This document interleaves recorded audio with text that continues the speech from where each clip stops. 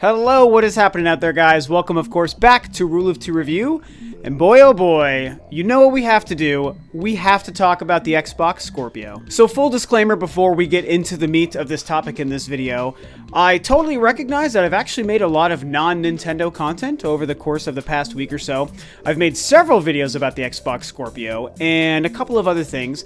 And I do have to say that I'm definitely going to get back to more of the Nintendo stuff. I miss talking about Nintendo.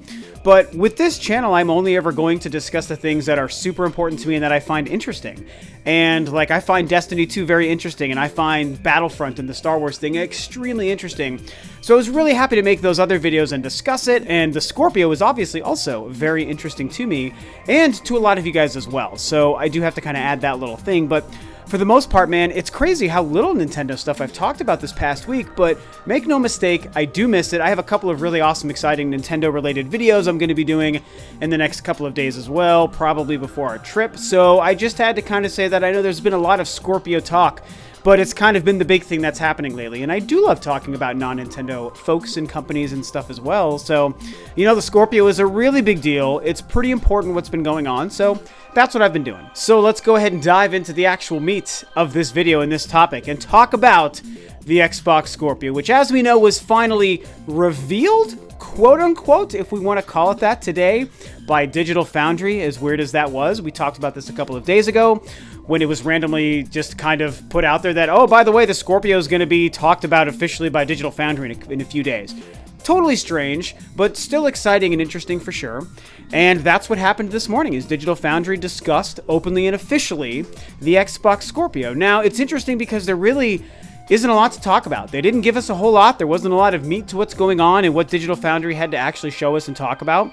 So it's a little bit difficult in the sense that there isn't a huge amount of content and reveals and facts and stuff about the Scorpio. It was really just specs is what they went over. But to be fair, that's probably what most of us expected coming from Digital Foundry. As I said in my video a couple of days ago, I thought that it was weird that Digital Foundry was the company or location that was going to be revealing the Xbox Scorpio, but it turned out to be pretty much exactly half of what I predicted. It was nothing more than a 15-minute video presented to us on YouTube that had them really just discussing the Scorpio with not a whole lot of content. That's about what I expected it might be on the low, least exciting end.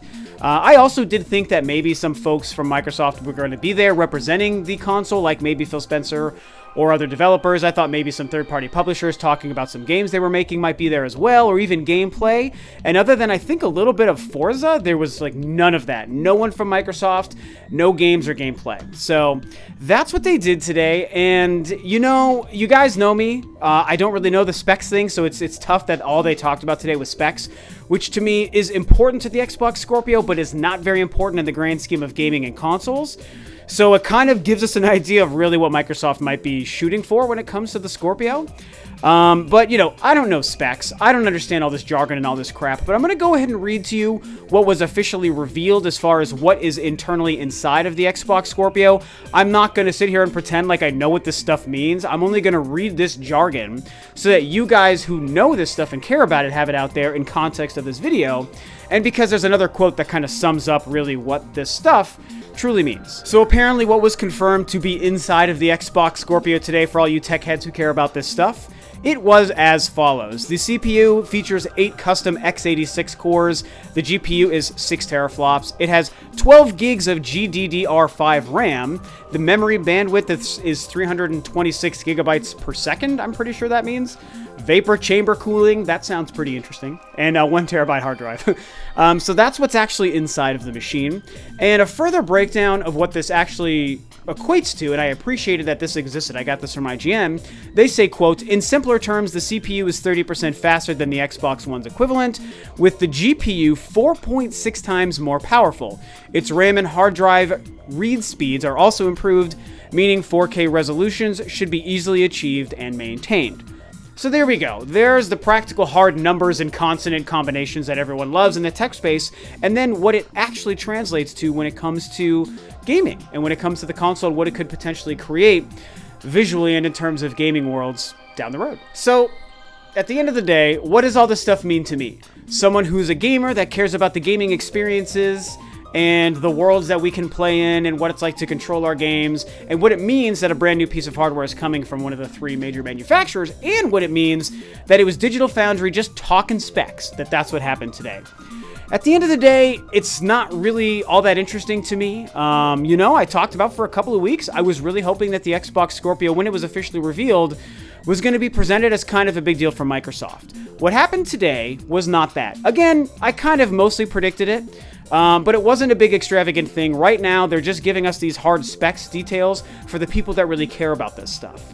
And it does give us a glimpse into what Microsoft may be doing with the Xbox Scorpio. I will say that the possibility still exists for some of the other things I predicted or expected to be true. E3 may come, and Microsoft might then make a huge deal about it and a huge spectacle and talk about all the future, the power, the promise, and show some of the stuff we actually care about.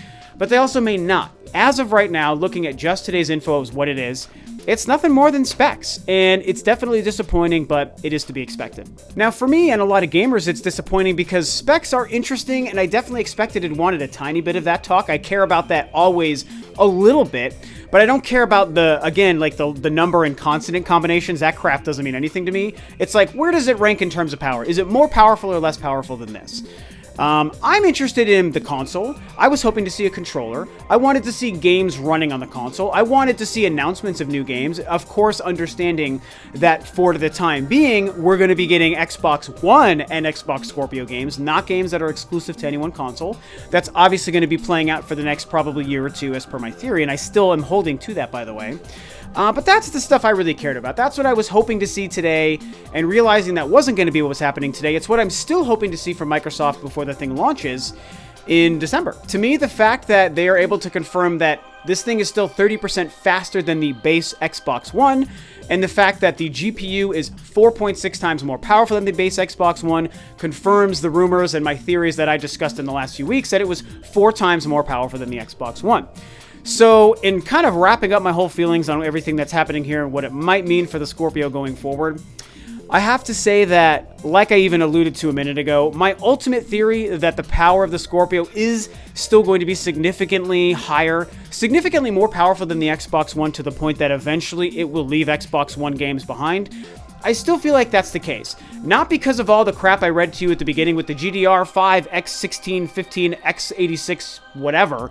That stuff doesn't mean anything to me. But if IGN's breakdown here is accurate, where they say the GPU is 4.6 times more powerful than the Xbox One, that to me is so significant. If this console is 4 times more powerful than the Xbox One, that means that eventually games utilizing all of this extra power will be so capable that the previous Xbox One and potentially the PS4 Pro won't be able to run these games.